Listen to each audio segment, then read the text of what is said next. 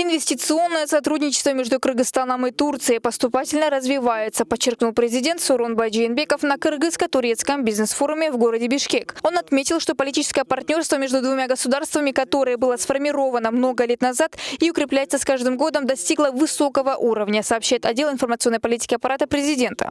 На сегодня у нас в Турции сложились особо доверительные взаимоотношения. В результате кыргызско-турецкие торгово-экономические отношения развиваются в хорошем темпе.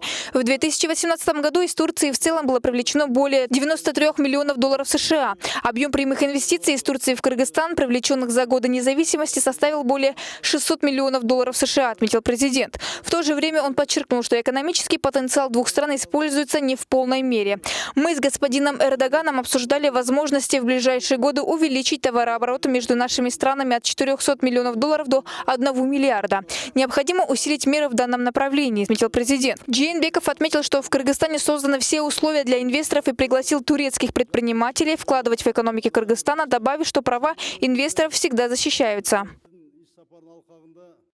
В целях использования транзитного потенциала страны мы улучшаем транспортную инфраструктуру, расширим автомобильные и железнодорожные связи, будем развивать рынок авиаперевозок, создадим торгово-логистические хабы. У нас есть проекты по строительству малых и крупных ГЭС, которые могут заинтересовать инвесторов. Немало возможностей для совместной реализации проектов в сфере туризма. Кыргызстанская сторона готова увеличить объем экспорта экологически чистой продукции, в том числе мяса, сухофруктов, меда, ореха и фасоли. Мы уверены, что они займут свое достойное место на рынке Турции. Государственные услуги переводятся в электронный формат. С учетом достижений Турции в сфере информационных технологий, думаю, что эта сфера вызовет интерес у наших турецких друзей.